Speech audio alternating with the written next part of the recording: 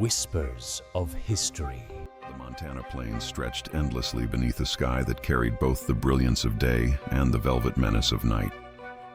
It was the kind of landscape that made travelers feel simultaneously free and small, caught between the vastness of the wilderness and the isolation it demanded.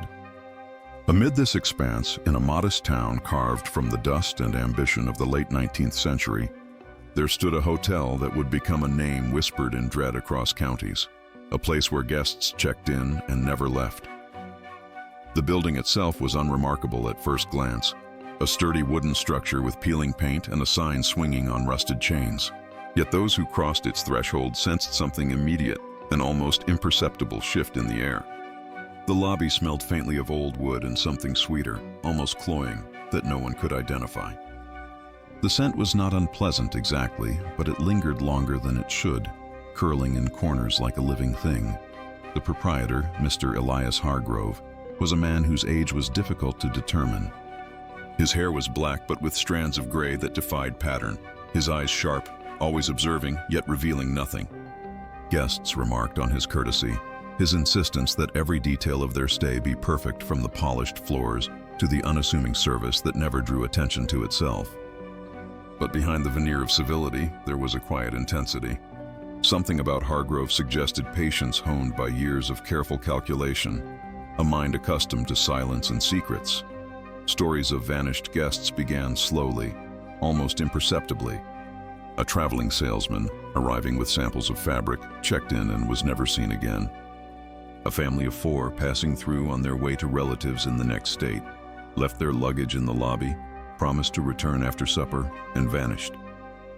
Their absence was initially dismissed as simple misfortune or the randomness of frontier travel. Yet, as weeks passed, the reports multiplied. Newspapers across Montana began to note the pattern. Hotel Hargrove, guests missing without trace. The stories were brief, clinical, almost sanitized, but those who read them felt the undertow of unease. Travelers who stayed at the hotel spoke of unusual occurrences, doors that opened when no one approached, the sound of footsteps in halls long after curfew, whispers that seemed to trail the edges of hearing, vanishing as soon as one tried to identify their source. A young woman claimed that in her room, mirrors would fog over with shapes that resembled visitors she had never seen, their eyes fixed on her with calm, patient scrutiny. These claims were dismissed by the rational, but among the townsfolk, they fueled suspicion and a creeping fear. It was not only what happened inside the hotel that unnerved people, but what seemed to linger afterward. Witnesses spoke of shadows that moved with purpose, of landscapes that felt altered when they passed the building, as though the air itself carried memory of the vanished. Locals avoided the hotel after sunset. Even the boldest travelers would quicken their pace past its porch, hoods drawn, eyes cast downward, sensing a gaze they could not meet. One man, a journalist who arrived to investigate the disappearances, reported seeing a figure in the second-story window, pale and unmoving, staring straight at him. The journalist swore the figure's eyes were impossible, too deep, too knowing, like they had witnessed centuries unfold. When he returned with reinforcements the following day, the window was empty, the room abandoned, and the hotel's air was suddenly ordinary again, leaving only doubt and the quiet, insistent pull of curiosity. The tales became more detailed with each retelling. Guests spoke of being summoned to meals that never materialized, of corridors that twisted and changed when no one was watching, and of soft music drifting from rooms that were empty. Some recounted being unable to leave for hours, despite doors swinging wide and horses ready outside. And always, the eyes of Hargrove followed them, patient, silent, almost approving. Those who left described a peculiar malaise that clung to them for weeks afterward, a sense of being measured, recorded or somehow cataloged by forces they could neither understand nor resist. There was an investigative thread, too, that threaded through these accounts. Scholars and historians would later speculate about the hotel's design, noting its unusual floor plans, hidden rooms, and ventilation shafts that allowed one to move unseen. Some suggested that the building itself was a mechanism designed to isolate, observe, and control its inhabitants. Others posited that Hargrove's methods were psychological, exploiting fear and disorientation to trap his guests. Yet for all the speculation, no conclusive evidence ever emerged. The hotel seemed impervious to discovery, resistant to scrutiny, a place existing both in the material world and the shadowed corners of memory, and so the hotel became legend.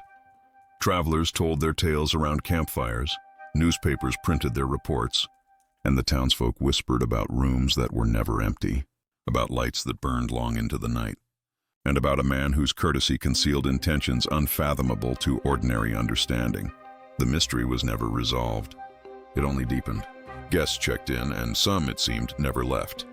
The hotel became a dark mirror of human curiosity and fear, a testament to the unknown spaces that exist at the edge of civilization.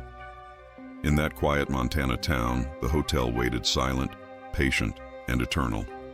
It bore witness to the comings and goings of travelers, recording their presence, feeding their fear, and reminding the world that some doors, once opened, should perhaps remain closed.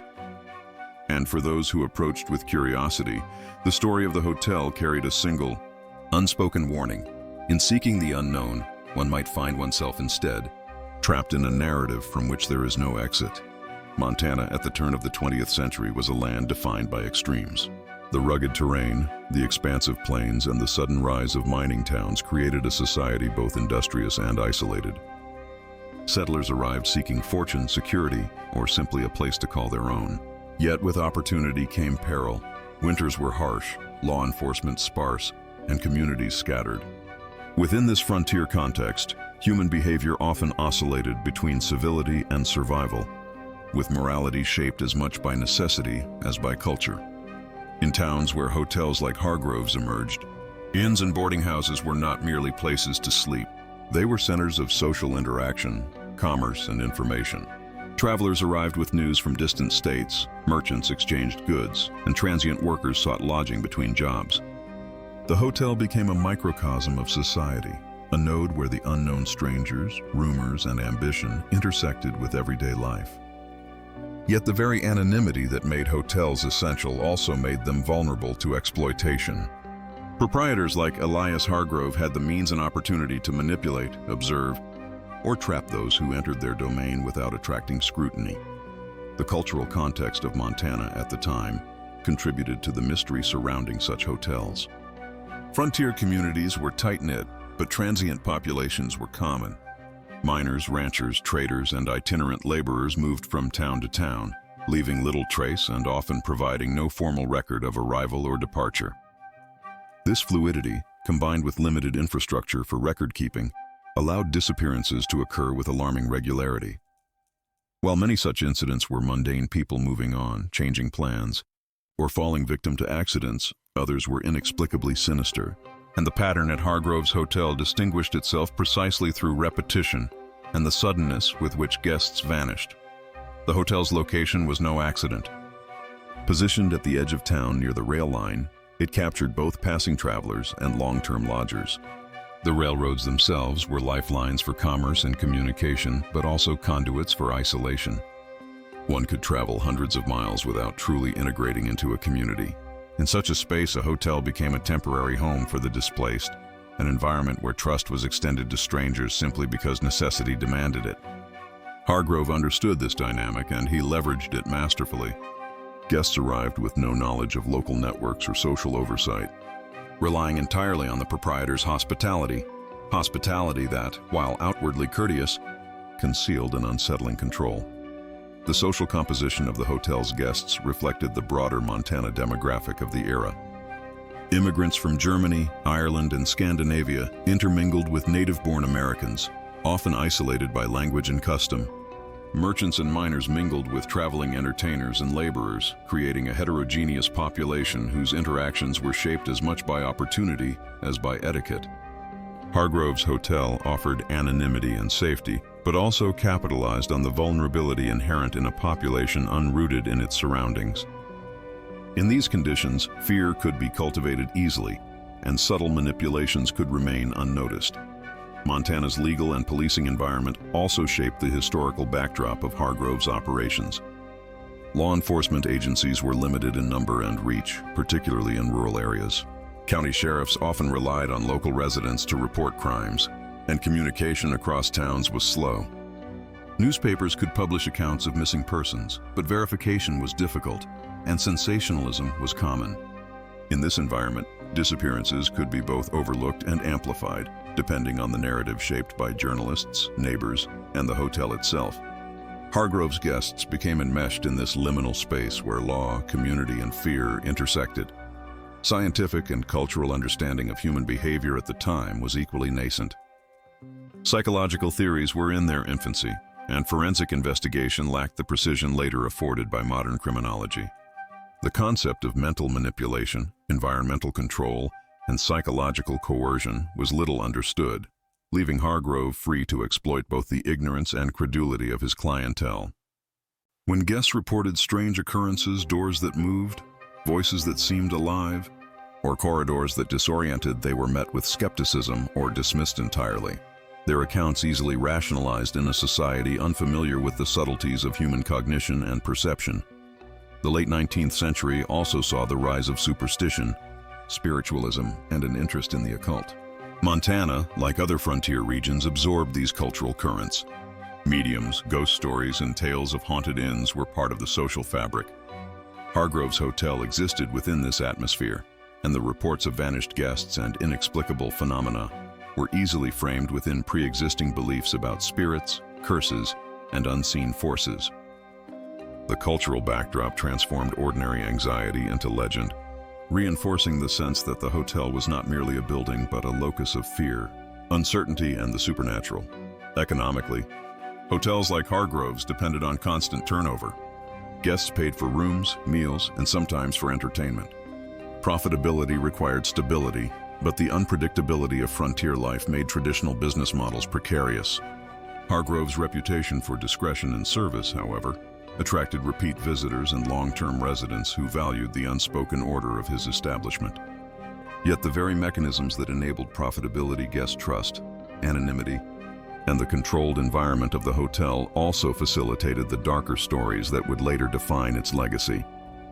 Transportation, communication, and societal isolation combined to create a perfect setting for Hargrove's hotel to operate as both a business and a locus of fear. The town's residents, though familiar with each other, could not fully monitor every visitor. Railroads allowed for sudden arrivals and departures. The sparse legal system provided little oversight. Frontier culture, with its emphasis on self-reliance, discouraged unnecessary questioning of private establishments. Hargrove exploited these gaps, blending normalcy with subtle terror. Thus, the historical context of Montana at the end of the 19th century: geographic isolation, transient populations, limited law enforcement, emerging cultural ideas, and economic necessity formed a landscape in which Hargrove's hotel could become both ordinary and extraordinary, simultaneously a hub of community and a place of chilling mystery. Guests checked in, drawn by hospitality and necessity, but the environment, carefully curated by the proprietor and amplified by the culture around it, ensured that some never left.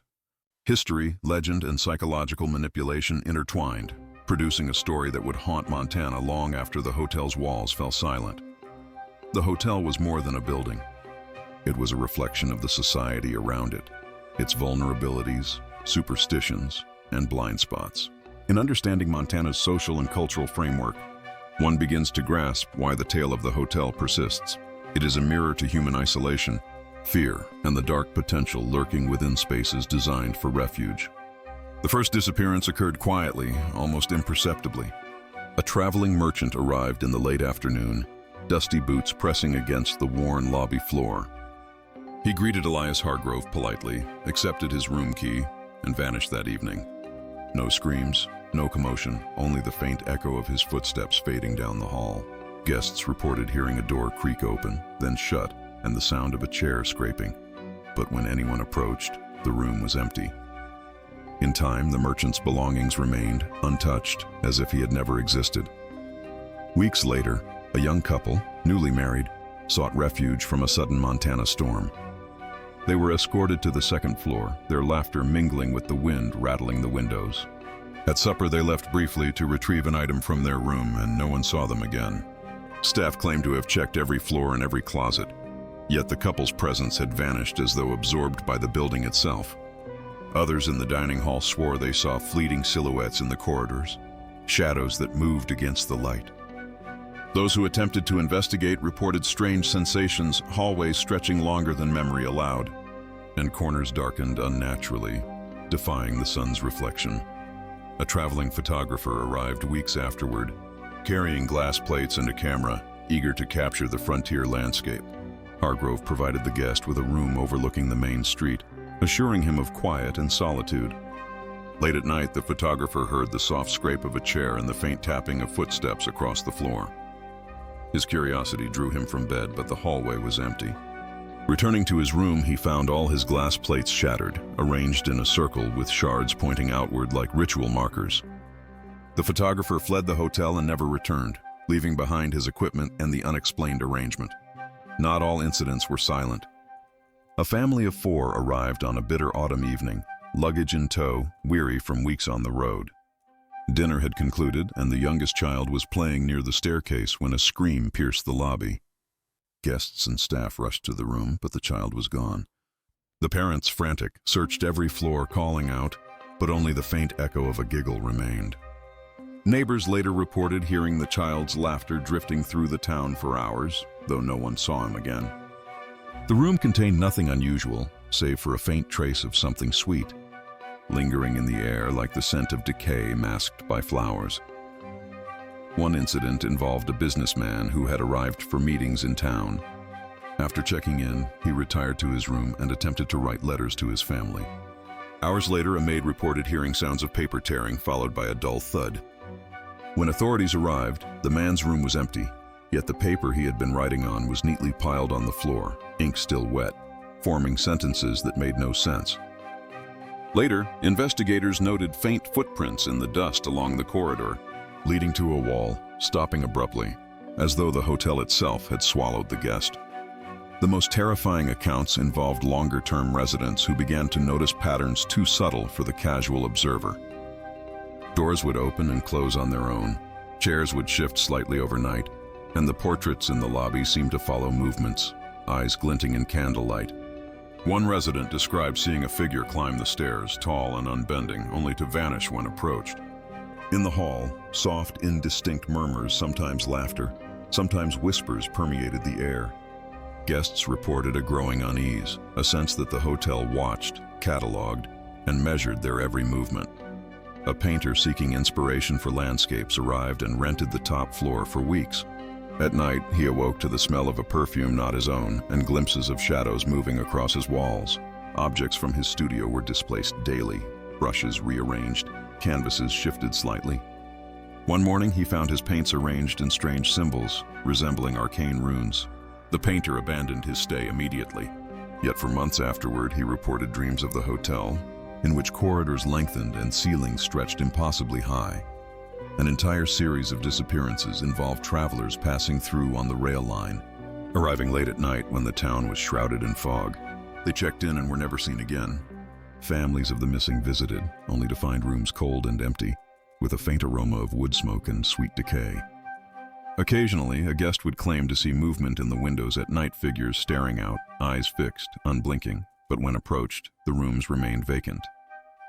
These accounts spread through the newspapers, mingling rumor with fact, yet the hotel remained untouched, its reputation growing in quiet terror. One chilling night, a group of 4 lodgers attempted to investigate the source of strange noises together. They entered a room where whispers seemed to emanate from the walls themselves. Suddenly, the lights flickered and the door slammed shut, trapping them inside. The town's authorities arrived hours later to find the room empty, the floor scratched as though by frantic hands, and faint, indistinct voices carried on the wind. One guest's coat remained, torn, with buttons scattered, but the bodies of the 4 were gone. Reports of auditory hallucinations, shifting corridors, and objects displaced became routine. Guests described waking to find their beds rearranged, furniture rotated slightly, and lights flickering in unnatural sequences. Mirrors reflected not only their own images, but the presence of unseen figures lingering just out of view. Visitors often experienced temporal disorientation, reporting that hours felt like minutes or that days had passed while they slept through a single night. These phenomena defied conventional explanation and contributed to the hotel's growing notoriety. Even staff were not immune. A housekeeper reported footsteps following her despite empty halls, and doors opening on their own when she carried cleaning equipment. One night she claimed to see Hargrove standing silently at the end of a corridor, motionless, though she had not heard him approach. When she blinked, he was gone. Other employees spoke of rooms that were never empty, and the subtle sense of surveillance that permeated the building, making every guest and staff member acutely aware of an unseen presence. Scientific speculation at the time was minimal but present. Some theorists suggested the architecture of the hotel induced psychological disorientation, with mirrors and long corridors playing tricks on perception.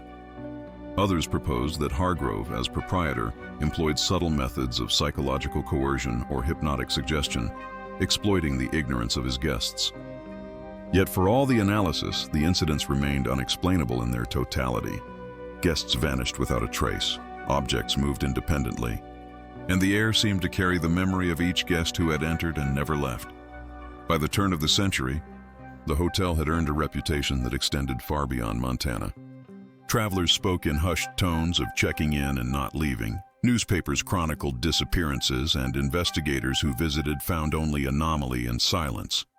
The incidents, each individually bizarre, collectively created a narrative that fused human error, fear, and an inexplicable unknown into a tale that was both terrifying and fascinating. Each disappearance left behind echoes, doors ajar, chairs misplaced, a lingering scent, shadows moving independently of their owners. Hargrove himself remained quiet, composed, his eyes attentive, recording and perhaps even orchestrating events with a patience that unnerved all who encountered him. For guests, the hotel became a maze of uncertainty, disorientation, and terror, a place where the ordinary rules of life no longer applied, and the unseen forces of observation and control reigned supreme. The townsfolk of the small Montana settlement were at first skeptical.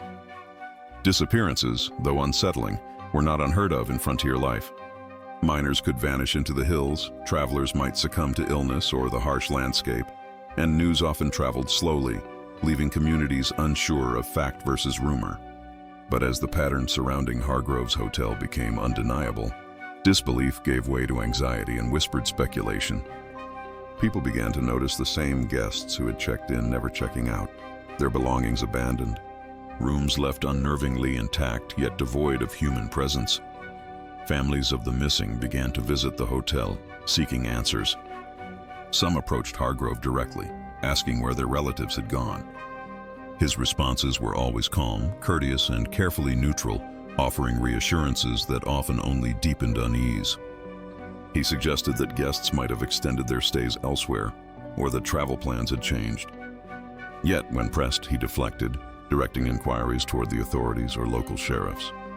The more families persisted, the more rumors circulated, and the town's collective apprehension grew.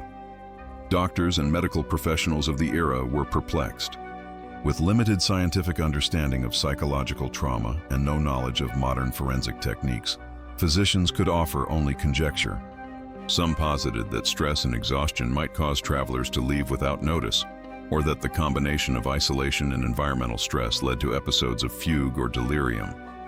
Others admitted privately that the patterns seemed too deliberate, too consistent to be mere coincidence, hinting at human intervention, though they lacked evidence to substantiate the claim. Local clergy also engaged with the phenomenon. Pastors visited families to provide comfort and counsel, interpreting the hotel's occurrences through a moral lens. Some suggested divine intervention or punishment, framing the disappearances as cautionary tales about vanity, curiosity, or wandering too far from God's guidance. Others were less doctrinaire, expressing genuine fear of the unknown and cautioning parishioners to avoid the hotel after dusk. Sermons began to reference the growing legend, emphasizing prudence and respect for the boundaries of human understanding. Newspapers played a critical role in shaping public perception. Reports were printed with a mix of sensationalism and investigative caution. Headlines like Hotel Hargrove, Guest Missing Without Trace, and Montana's Vanishing Inn drew readership, spreading the story beyond local borders. Editors balanced accounts of fear with appeals to reason, recounting testimonies from guests and townsfolk while acknowledging that proof remained elusive. This duality of horror and skepticism ensured the legend reached far-flung readers, cementing the hotel's reputation as both a curiosity and a source of dread. The reactions of neighbors varied. Some were openly terrified, avoiding the hotel entirely and warning travelers to do the same. Others were morbidly fascinated, lingering near the lobby or peering through windows to catch a glimpse of the proprietor or the supposedly haunted corridors. The combination of fear and curiosity created a tense social dynamic, where daily conversation could turn to whispered accounts of vanished guests, faint sounds in empty halls, or glimpses of figures in shadowed windows. Community gatherings, from church services to market days, were punctuated with speculation about the hotel and its strange proprietor.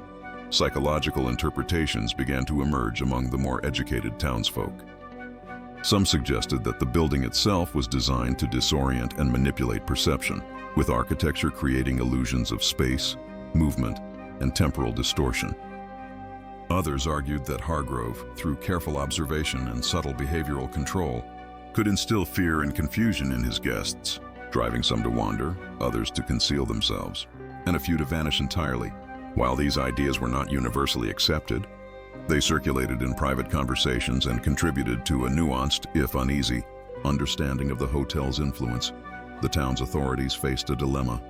Sheriff deputies attempted to investigate missing persons reports, but the limited resources and sparse manpower of the frontier made thorough investigation challenging. They recorded complaints and searched the hotel on multiple occasions, finding no evidence of foul play or forced entry. Their reports emphasized the absence of physical evidence, though officers noted the peculiarity of rooms, furniture, and traces that defied simple explanation. Locals whispered that the sheriff's visits were fruitless, adding another layer to the hotel's mystique, a place beyond the reach of law and reason. The press continued to scrutinize the hotel, interviewing former guests who had left under strange circumstances. Their testimonies described disorientation, temporal distortion, and an unsettling awareness of being observed. Even when accounts were contradictory or inconsistent, they contributed to a growing narrative. The hotel exerted a subtle control over those who entered, and the disappearances were not random. Editorials speculated about the psychology of Hargrove himself, debating whether he was a genius manipulator, a man attuned to the limits of human perception, or something more sinister altogether.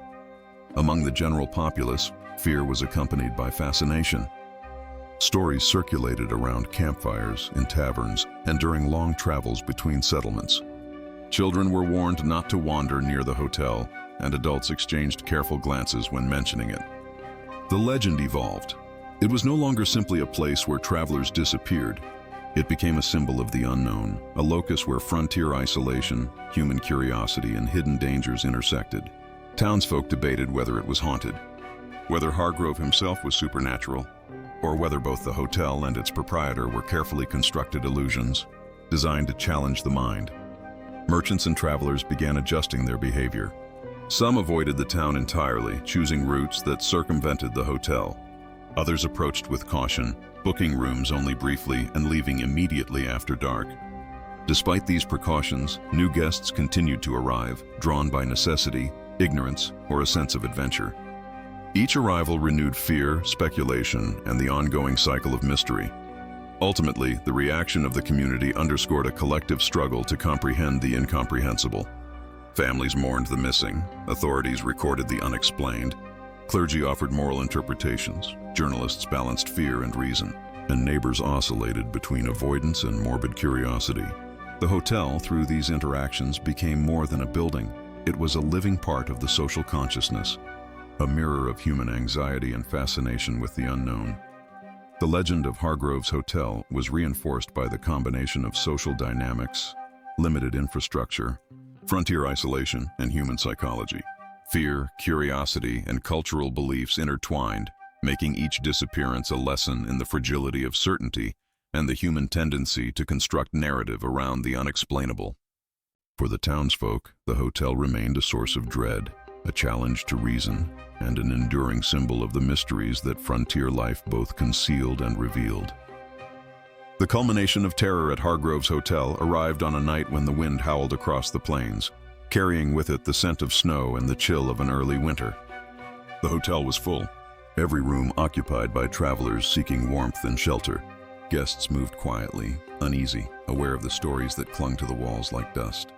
Even the most skeptical found themselves pausing at hallway corners, listening to the faint creaks and whispers that seemed to emanate from nowhere and everywhere at once. It began with a single scream, sharp and sudden, cutting through the hum of the furnace and the wind outside. Guests ran from their rooms, drawn toward the second floor where the sound had originated. They found the hallway empty, lights flickering. Doors along the corridor moved as if pushed by invisible hands. A chair tipped over and then righted itself. The air was thick, almost tangible, carrying a faint metallic scent that caused some to gag. For the first time, even the bravest residents and staff acknowledged a palpable presence, an intelligence in the building itself. From that point, events escalated in unnerving succession. One guest, a traveling clerk, reported seeing another's reflection in the mirror move independently of its owner. A shadow darted across the hallway, and when he followed, he found only his own empty corridor. Another guest claimed that the staircase itself seemed to elongate, steps stretching impossibly, so that ascending to the third floor took minutes longer than memory allowed. The collective unease rippled, feeding itself. Fear became a contagion, infecting perception and bending reality in ways impossible to measure. Hargrove, the proprietor, remained calm, surveying the chaos with a detachment that unnerved onlookers. He spoke softly to guests, offering reassurance, yet his words seemed to fall into the thick air, swallowed by an unseen force.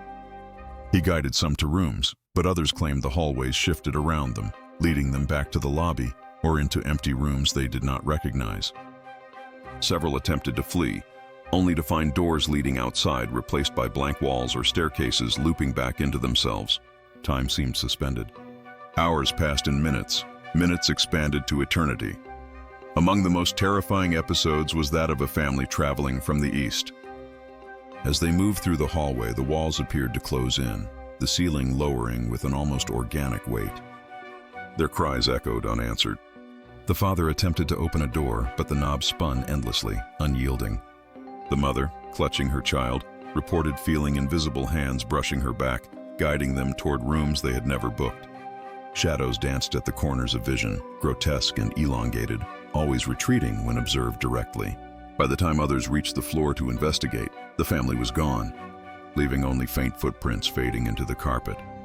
Simultaneously, a group of men and women attempting to explore the top floor experienced auditory hallucinations, or perhaps, more accurately, signals they could not explain.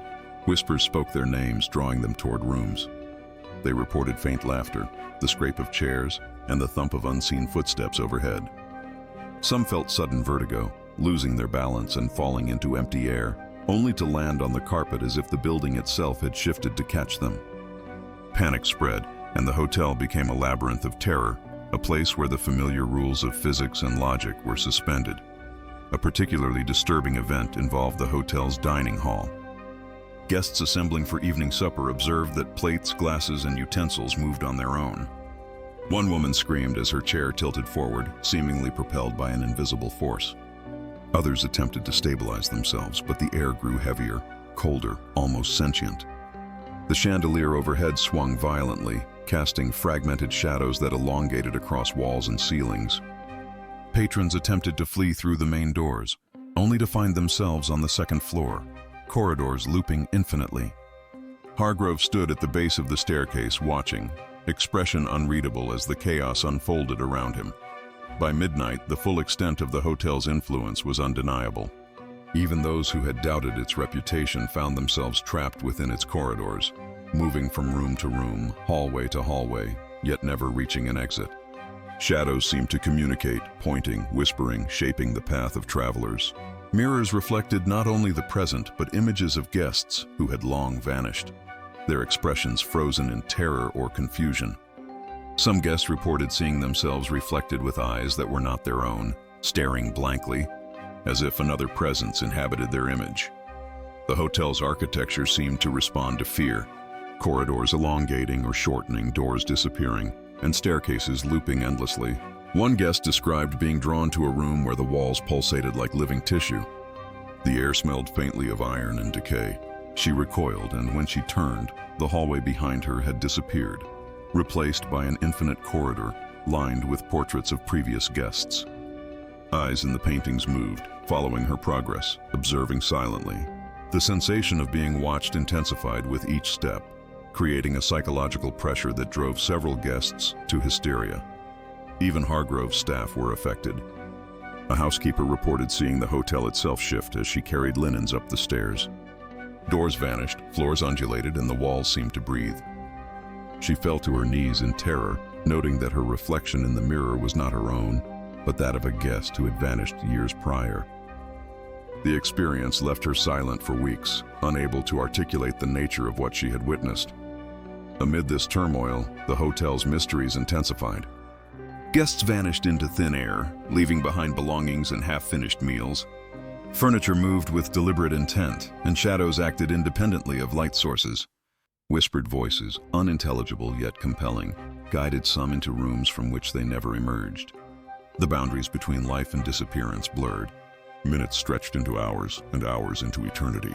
Each disappearance reinforced the building's reputation, transforming Hargrove's hotel from an ordinary boarding house into a site of inescapable dread.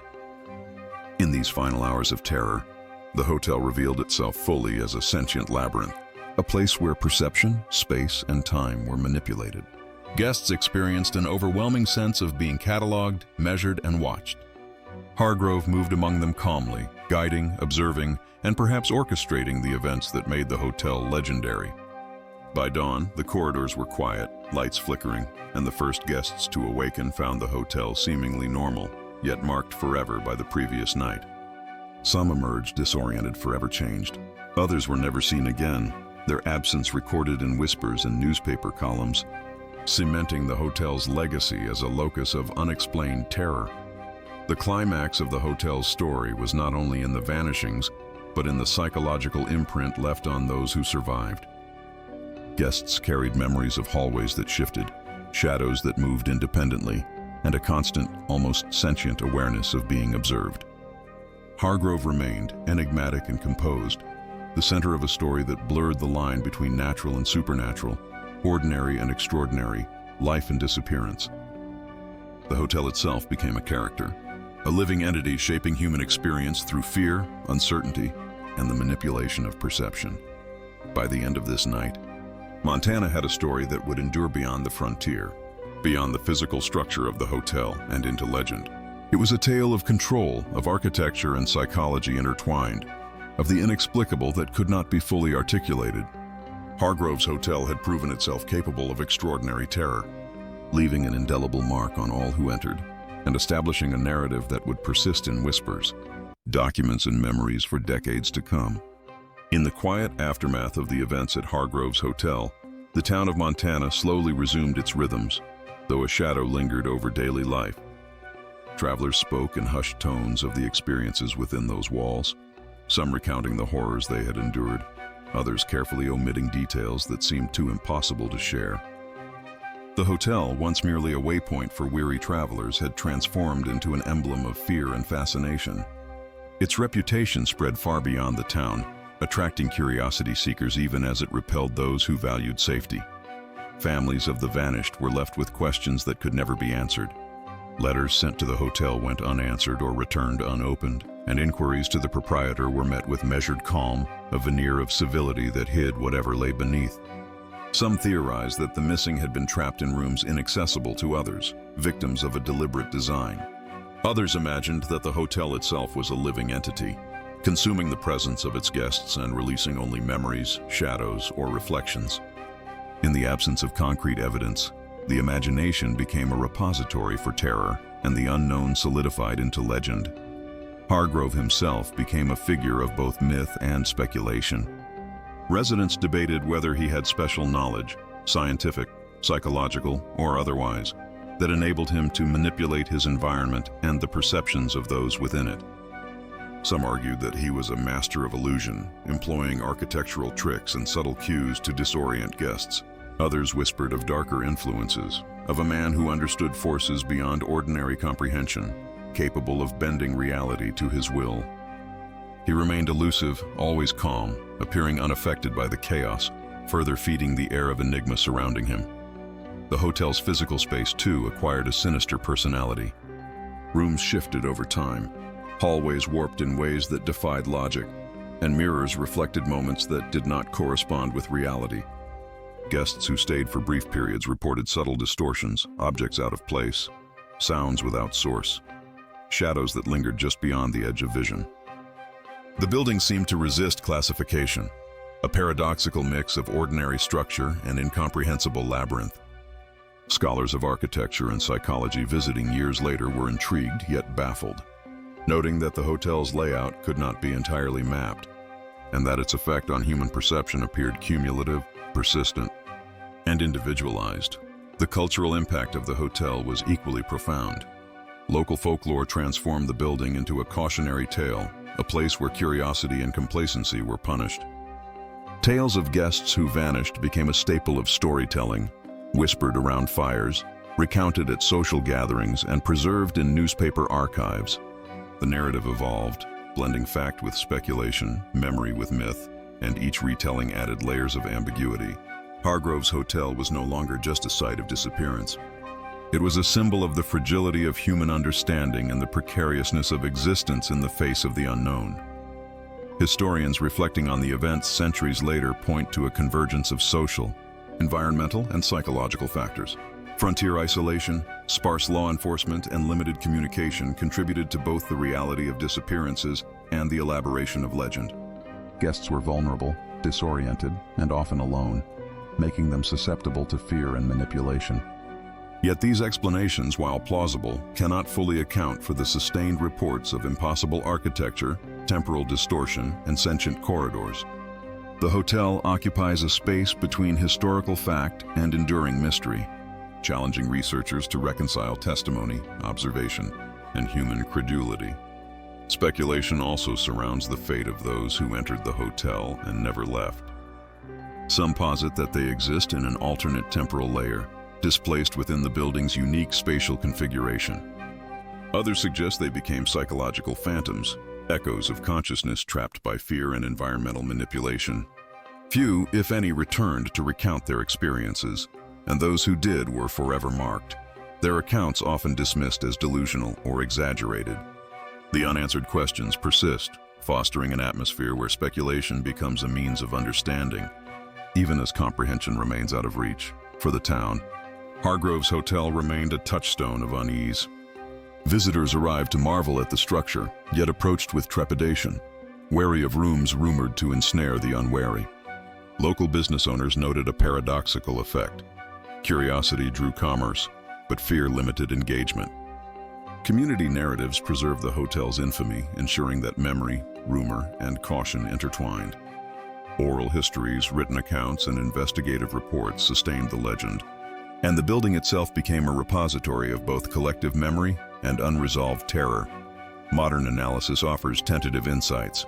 Psychological research suggests that fear, isolation, and suggestion can dramatically alter perception, creating experiences that feel objectively real yet are rooted in cognitive distortion. Architectural studies indicate that environmental cues, lighting, angles, repetition of forms can enhance disorientation. Yet these explanations, while illuminating, cannot wholly account for the consistency of reports across decades, nor for the sense that the hotel responded to individual presence. The lingering mystery remains, whether through natural, psychological, or unknown forces. Hargrove's hotel retained a capacity to enthrall and terrify alike. Ultimately, the story of the hotel invites reflection on human vulnerability, perception, and the nature of fear itself. Guests who survived carried a heightened awareness of uncertainty, a recognition that what appears ordinary may conceal the extraordinary. Families of the vanished grappled with the limits of knowledge, the impermanence of certainty, and the fragility of human connection. The building, Hargrove, and the vanished guests collectively embody a narrative where history, legend, and psychology intersect, producing a dark tableau that resists closure. As decades passed, the hotel remained a place of fascination. Photographs captured its exterior and portions of the interior, yet none conveyed the disorienting experience described by those who entered. The stories persisted, ensuring that Hargrove's hotel occupied a space in both historical record and cultural imagination. Visitors today might walk its halls without incident, yet the echoes of the past linger, faint impressions of footsteps, whispers in empty rooms, and the lingering sense that somewhere, time and perception are not entirely their own. The legend concludes without resolution, offering no definitive explanation for the disappearances, distortions, or psychological impressions left upon guests.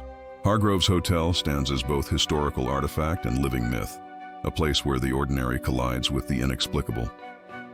For those who encounter its story, the lesson is twofold: to respect the unknown and to acknowledge that some mysteries endure precisely because they transcend understanding.